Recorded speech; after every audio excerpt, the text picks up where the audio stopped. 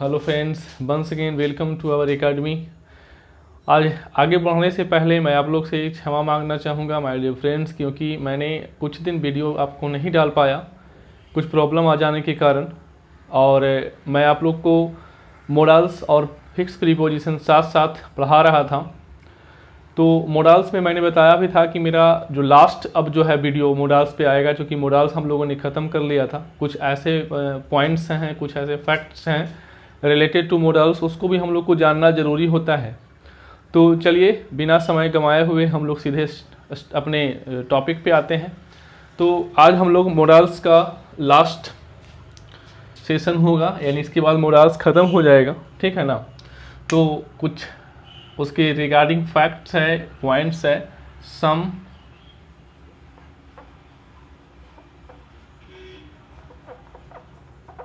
Important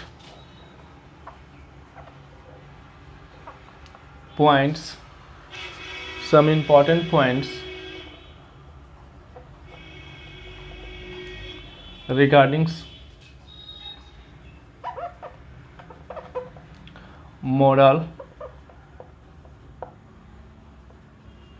auxiliary verb। कुछ important facts हैं, points कह लो आप, जिसको हम लोग को ध्यान में रखना होता है कि वो चीज़ें अगर आपको दिक्कत करती है कभी कभी, ठीक है ना। हालांकि वो चीज़ एक सेपरेट टॉपिक से जुड़ा हुआ होता है, लेकिन तब पर भी हम लोग अगर मोडल्स पढ़ रहे हैं तो मोडल्स से जो बातें हैं उसको हम लोग यहीं पे ख़त्म करें तो ज़्यादा बेहतर होगा। वो चीज़ अगर आपको दोबारा आपके सामने आता है तो वो रिपीटेशन होगा आपके लिए और आपके लिए आसान हो जाएगा। सबसे पहले हम लोग बात करेंगे कैन का। कैन का हम लोग जितने भी यूजेस हैं हम लोगों ने पढ़ा। अब देखिएगा माय डियर फ्रेंड्स, कुछ चीज़ें यहाँ पर मैं आपको बता रहा हूँ। सो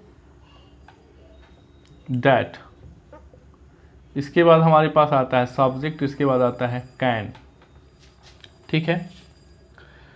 उसके बाद अब देखिएगा यहाँ सो दैट, उसके बाद फिर से सब्जेक्ट, उसके बाद हमारे पास आता है कुड। अब एक बात ध्यान में रखना है माय डियर फ्रेंड्स कि यहाँ जो मैं बात कर रहा हूँ यहाँ पर कैन का, तो कैन का यहाँ बात हो रहा है, तो इससे जो रिलेटेड जो सेंटेंस जो हमारे पास आ रहा है वो प्रेजेंट टेंस या फ्यूचर टेंस में होगा। किस टेंस में होगा? फ्यूचर टेंस में होगा, ठीक है। तो इसके बाद आप क्या करोगे? Can plus subject plus can का प्रयोग करोगे। लेकिन अगर यही सेंटेंस हमारा क्या चीज़ में है? पास्ट टेंस में है। क्या चीज़ में है? पास्ट टेंस में है। तो फिर हम लोग इसके बाद क्या करेंगे? बिकॉज ऑफ पास्ट के कारण हम लोग क्या किए? कैन को यहाँ पर बदल कर कुड में रखेंगे, ठीक है। अब इस पे कुछ एग्जाम्पल मैं आपको देना चाहूँगा। वो एग्जाम्पल से आपको पूरी तरह से क्लियर हो जाएगी और उससे पता भी चल जाएगा कि ये टॉपिक कहाँ से आया, कहाँ से ये जनरेट हुआ, ठीक है ना। तो कुछ एग्जाम्पल मैं इससे रिलेटेड मैं आप लोग के लिए लिखता हूँ, इसको ध्यान से पहले आप कॉपी कर ले। अब देखिएगा इसे कुछ एग्जाम्पल मैं आप लोग को लिखूं तो आसान होगा समझने के लिए। हम लोगों ने लिखा she is so poor that she can या कुड। आपके पास दो ऑप्शन है, नॉट वाई बेसिक नीड्स। उसके बाद हमारे पास एक और एग्जाम्पल मैं लिखूं, Ram is so weak, Ram is so weak that he cannot lift this heavy bag, ठीक है।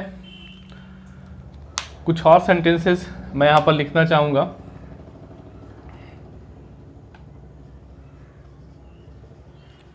राम ना लिख के यहाँ पर आप लोग जो है राहुल लिख ले, Rahul was so strong that he, फिर से ऑप्शन है कुड और can, lift this heavy bag. एक और एग्जाम्पल लिख लें,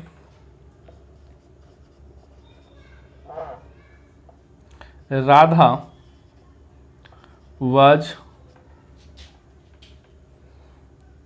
so weak that she could or can not walk।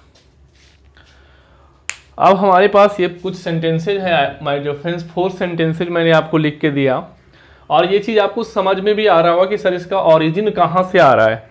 अगर इसका ओरिजिन की बात करें माय डियर फ्रेंड्स, तो आपको पता होगा एक कंसेप्ट होता है रिमूवल ऑफ टू, TOO, ठीक है सर। तो ये जिसको आप लोग रिमूव टू बोलते हैं, ठीक है ना, तो ये कंसेप्ट है। इसका हम लोग सही रूप ले जाएं तो ये क्या है, देखिए she is too poor to buy basic need. तो ये इसका एक्चुअली में फॉर्मेशन है, she is too TOO, too poor to buy basic need, ठीक है ना। तो इस तरह से सिचुएशंस को हम लोगों ने कन्वर्ट किया है। तो हमें यहाँ पर नहीं पढ़ना है ये चीज़, यहाँ हमारा कैन का यूज इस सेंस में भी हमारा होता है, ठीक है ना, क्योंकि कैन जो है आपका क्या है, एबिलिटी को और आपका जो है पावर और कैपेसिटी को भी बताता है। तो इस सेंटेंस में आप देख सकते हैं कि कैन जो है आपकी क्षमता यानी कि आपके कैपेसिटी, पावर और एबिलिटी को यहाँ पर दर्शाने का काम कर रहा है। Did you understand?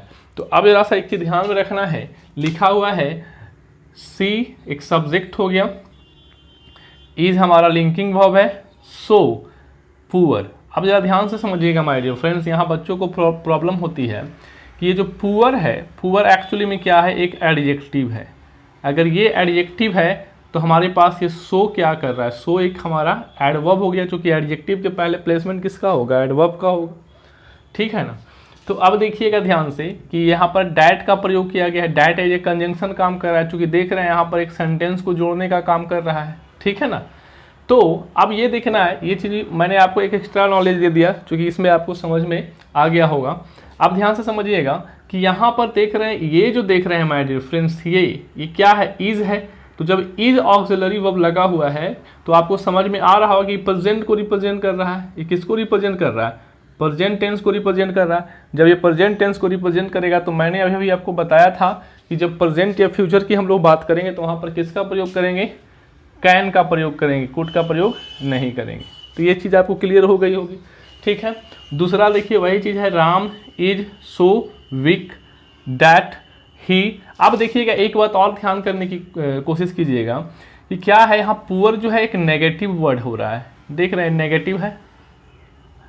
अगर ये नेगेटिव, चूंकि पुअर वर्ड लिख रहा है तो जरूर सेंटेंस में आगे क्या करेगा, वो नेगेटिव दिखाएगा। यानी कि मान लिया जब मैं आप पुअर हो तो आपको बोला जाएगा कि आप मतलब कि एक्सपेंसिव कार एक्सपोर्ट नहीं कर सकते, तो नेगेटिव सेंटेंस आगे चला जाएगा, ठीक है ना। यहाँ भी देखिए वीक भी क्या है, एक पुअर, यहाँ वीक क्या है आपका, नेगेटिव एडजेक्टिव है। तो नेगेटिव एडजेक्टिव है तो ये भी हमारा क्या होगा, नेगेटिव सेंस ही आगे देगा। तो देखिए यहाँ पर नॉट लगा हुआ है, यहाँ पर देखिए नॉट का प्रयोग किया गया जो कि इस वर्ड से यानी कि एडजेक्टिव से, यानी कि हमारा पॉजिटिव है या नेगेटिव सेंस देने वाला एडजेक्टिव है, उससे यहाँ पर नॉट का प्रयोग किया जाता है या नहीं किया जाता, ये डिसाइड हम लोग करते हैं, ठीक है।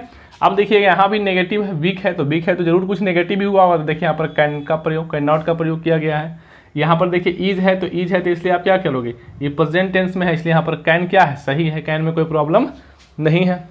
उसके बाद देखिएगा माय डियर फ्रेंड्स, यहाँ पर लिखा हुआ है राहुल के साथ क्या लगाया आपने, वाज लगाया।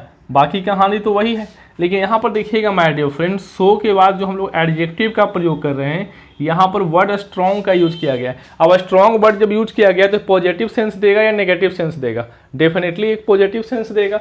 जब पॉजिटिव सेंस देगा तो देखिएगा यहाँ पर इसके बाद नॉट का प्रयोग नहीं किया गया है। अब देखिएगा चूंकि यहाँ वाज है यानी पास्ट में है, तो ये पास्ट के कारण यहाँ पर किसका यूज कीजिएगा? कुड का यूज कीजिएगा, कैन का यूज यहाँ पर नहीं होगा।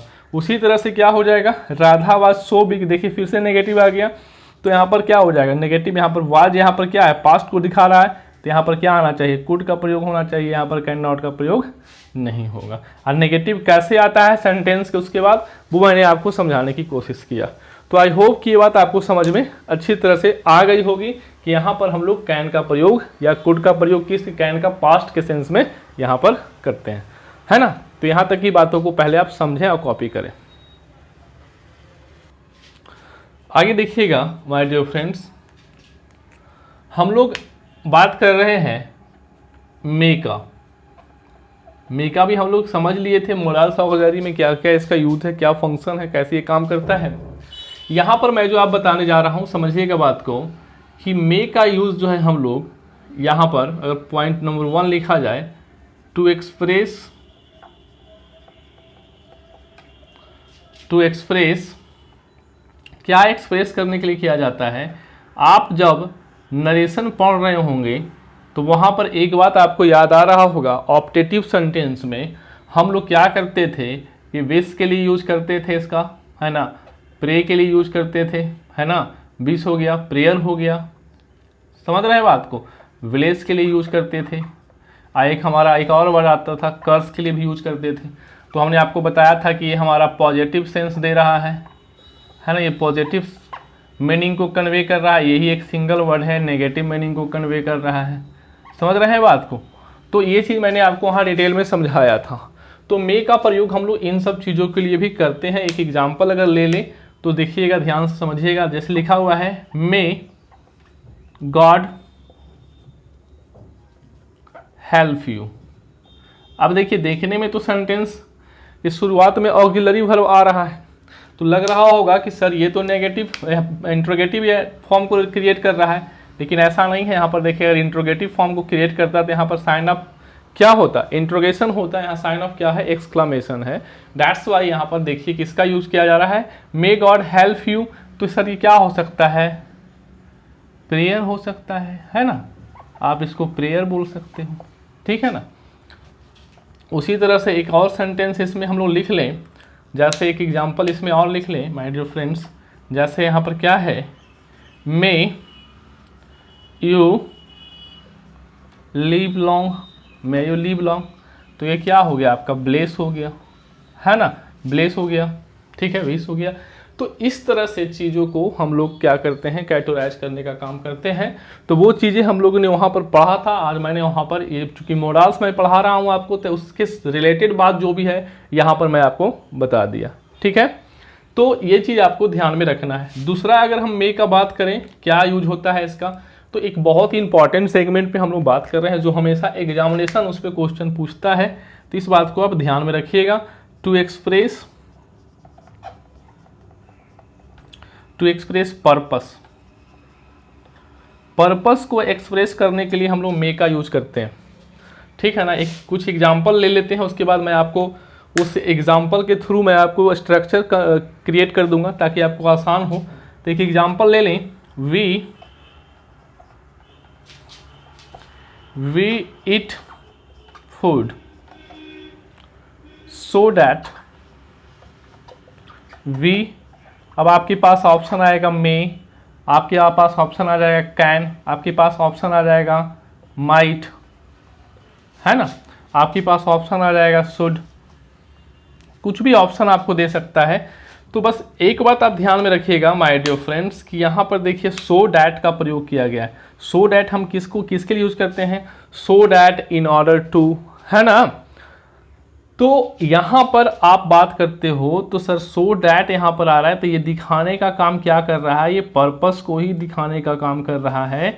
तो पर्पस की जो हम बात करते हैं माय डियर फ्रेंड्स, तो यहाँ पर क्या होगा, किसका प्रयोग करेंगे, आप मे का प्रयोग करेंगे, ना तो कैन का प्रयोग करेंगे, ना तो शुड का प्रयोग करेंगे, ना तो माइट का प्रयोग करेंगे। माइट का कब हम प्रयोग करेंगे, जो कि यहाँ पर ध्यान से देखिए सब्जेक्ट है, ये हमारा वर्ब का फर्स्ट फॉर्म है, ये हमारा ऑब्जेक्ट हो गया, तो डेफिनेटली ये क्या है हमारा, ये जो है हमारा प्रेजेंट इंडेफिनिट टेंस में है, तो इसलिए यहाँ पर हम मे का प्रयोग करें। एक सेंटेंस और इससे रिलेटेड लिख लें ताकि आपको आसानी हो।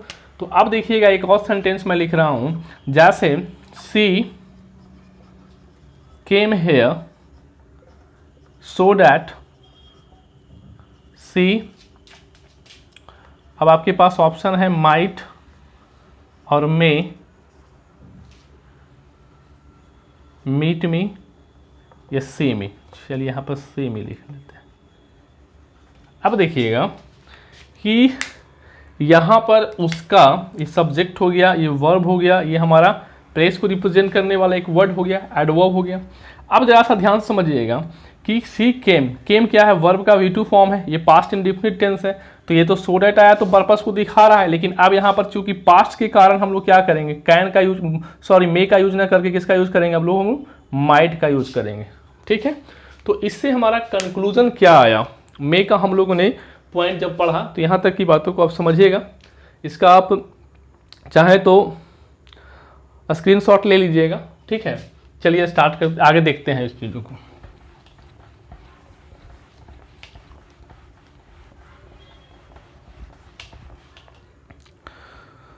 तो मैं अगर इसको आपके लिए और आसान करना चाहूँ तो देखिएगा माय डियर फ्रेंड्स, हम लोग क्या करते हैं, present indefinite, present tense definite को बात, प्रेजेंट टेंस या हम लोग बात करें फ्यूचर टेंस का। ठीक है, तो उसके बाद हमारे पास क्या आ रहा है, सो डैट, तो आप क्या करोगे, सब्जेक्ट के बाद आप क्या लगाओगे, यहाँ पर मे का प्रयोग करोगे। गलती से भी आप यहाँ पर माइट का प्रयोग नहीं करना, ये ध्यान में रखना। हम यहाँ पर माइट लिख के आपको लिए क्या कर दे रहे हैं, काट दे रहे हैं। क्यों काट दे रहे हैं, चूंकि हमारा प्रेजेंट या फ्यूचर टेंस में है, इसीलिए हम लोग किसका प्रयोग करेंगे, यहाँ पर मे का यूज करेंगे। ठीक है, उसके बाद आप ध्यान में रखना कि सर अब देख रहे हैं अगर हमारा ये पास्ट टेंस में है, क्या चीज़ में है, पास्ट टेंस में है, उसके बाद हमारे पास क्या आ रहा है, सो डैट। ठीक है ना, उसके बाद हमारे पास सब्जेक्ट आ रहा है, फिर से आपके पास मे है और माइट है। ठीक है ना, तो अब क्या करना है माय डियर फ्रेंड्स, ये पर ध्यान में रखना है कि ये पास्ट टेंस को रिप्रेजेंट कर रहा है, तो मे का पास्ट क्या होता है, माइट होता है, तो फिर से यहाँ पर मे का प्रयोग नहीं करेंगे। यानी कि फॉर पर्पस को हमको दिखा रहा है, तो उसके लिए हम लोग को सबसे पहले जो हमारा जो पिछला जो सेंटेंस है, जो काम होगा उसके बाद वो पर्पस बताएगा, है ना। वी स्टडी, है ना, we study so that we may या we might get a good job. तो आप कहोगे कि सर यहाँ पर वी स्टडी यहाँ प्रेजेंट इंडेफिनिट टेंस को रिप्रेजेंट कर रहा है, दैट्स वाई हम लोग यहाँ पर माइट का ना प्रयोग करके मे का ही प्रयोग करेंगे। Did you understand? अब यहाँ तक बातें को आप लोग समझ गए होंगे, अच्छी तरह से समझ में आ गया होगा। यहाँ तक की बातों को आप पहले कॉपी करें, फिर हम लोग आगे बात करते हैं। चलिए, आप यहाँ तक समझ गए होंगे, अब हम लोग आगे बात करते हैं। बहुत इंपॉर्टेंट कंसेप्ट है, पॉइंट है कुछ, जिसको हम लोग अक्सर जो है मोडाल्स को पढ़ लेते हैं, लेकिन इन चीज़ों को छोड़ देते हैं।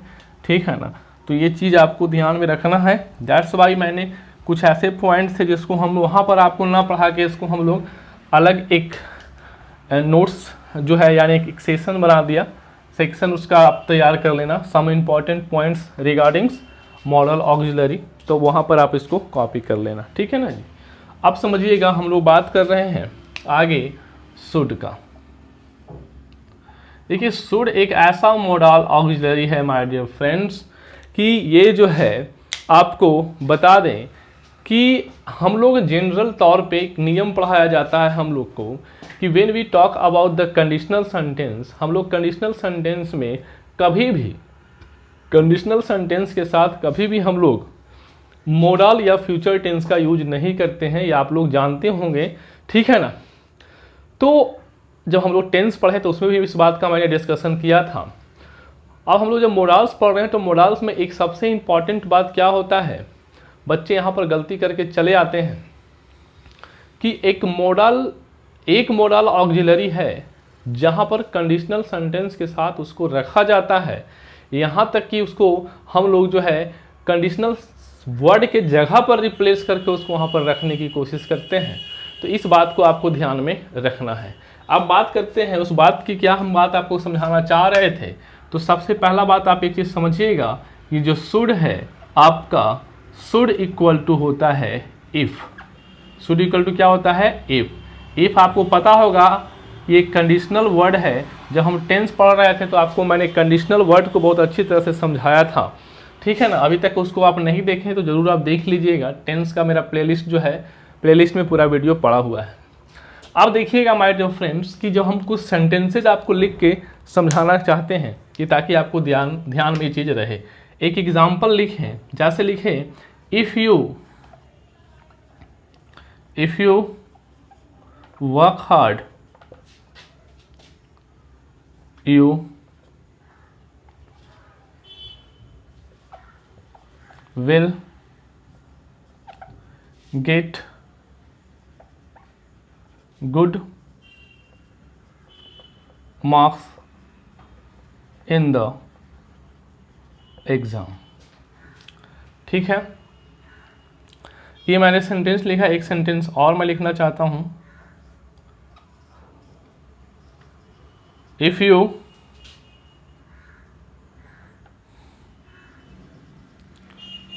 do your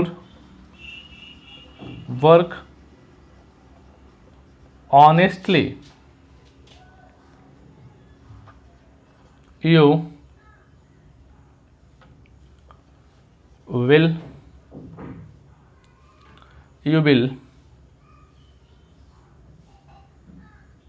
get each and every things, each and every things। अब each and everything, अब इस चीज़ को समझिएगा माय डियर फ्रेंड्स कि मैं इस सेंटेंस को में देखिएगा, ये मॉडल्स यानी इफ एक क्या है, कंडीशनल वर्ड है। इसके जगह पर हम लोग शुड को रिप्लेस कर सकते हैं। तो ये सेंटेंस देखिए किस तरह से फ्रेम हो रहा है, यहाँ पर आपको समझ में आएगा। वर्क हार्ड है ये, यहाँ पर हार्ड लिख लीजिएगा आप, वर्क हार्ड। बाकी जो कहानी वो तो जैसे है वैसे आपका रहेगा, ठीक है।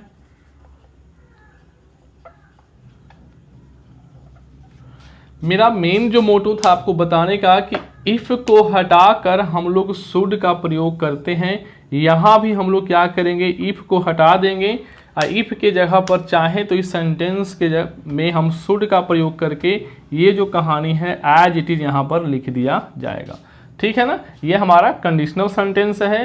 ये जो आप देख रहे हो ये क्या है, इसको आप इसको हम लोग रिजल्ट क्लॉज बोलते हैं, इसको हम लोग प्रिंसिपल क्लॉज बोलते हैं, आपको पता होगा, है ना। तो ये बात आपको ध्यान में रखना होगा कि हमारे जो मॉडल्स में जो सबसे इम्पॉर्टेंट बात जो है वो क्या है कि कोई भी मॉडल ऑक्सिलरी के साथ हम लोग कंडीशनल सेंटेंस का यानी कि सबऑर्डिनेट क्लॉज का प्रयोग नहीं करते हैं।